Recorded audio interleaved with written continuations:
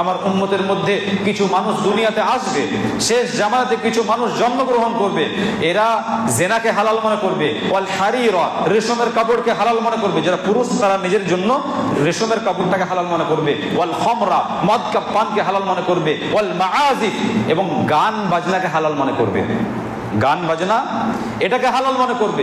তো যারা ঈদে মিলাদুন নবী পালন করে, এই বেয়াদবরা, এই জানোয়াররা, এরা ডিজে বাজিয়ে রাস্তায় নাচানাচি করে, মদ পান করে, এটা মুহাম্মদুর রাসূলুল্লাহ সাল্লাল্লাহু আলাইহি ওয়াসাল্লামের আদর্শ হয় কি করে? যে মুহাম্মদ সাল্লাল্লাহু আলাইহি ওয়াসাল্লাম গানকে চিরতরে হারাম করেছেন, যে গানের জন্য অভিশাপ, সেই গান বাজিয়ে এরা নাকি মুহাম্মদুর রাসূলুল্লাহ সাল্লাল্লাহু আলাইহি ওয়াসাল্লামের ভালোবাসা প্রকাশ করতে চায়। এদের জন্য যারা ভালো মুসলমান তাদেরও বদনাম হয়, যারা অমুসলিম তাদের কাছে এই বিষয়টা স্পষ্ট হয় যে এটা হয়তো ইসলামের একটা অংশ, যে নামাজ নামাজ বাদ দিয়ে ডিজে নিয়ে এর রাস্তায় মুহাম্মদুর রাসূলুল্লাহ সাল্লাল্লাহু আলাইহি ওয়াসাল্লামের ভালোবাসা প্রকাশ করার জন্য নাচানাচি করবে, মদপান করবে। আল্লাহ সাল্লাল্লাহু আলাইহি ওয়াসাল্লাম বলেন, সাওতানি মালউনানি ফিদ দুনিয়া ওয়াল আখিরা, মিজমারুন ইনদা নি'মা ওয়া রান্নাতুন ইনদা মুসিবা। দু ধরনের আওয়াজ, দুনিয়াতেও লানত, আখিরাতেও লানত। দুনিয়াতেও অভিশাপ, আখিরাতেও অভিশাপ।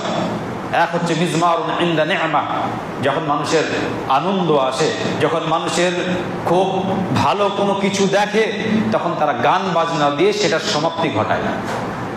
যখন ভালো কিছু আসে, আনন্দের সংবাদ আসে, খুশির দিন আসে, তখন তারা কি করে? সেই খুশিটাকে তারা গান বাজনা দিয়ে সমাপ্তি করে। তো যদি তোমাদের কাছে মুহাম্মদুর রাসূলুল্লাহ সাল্লাল্লাহু আলাইহি ওয়াসাল্লাম ভালোবাসার হয়, তাকে যদি ভালোই বাসো, তাহলে গান বাজনা দিয়ে কেন?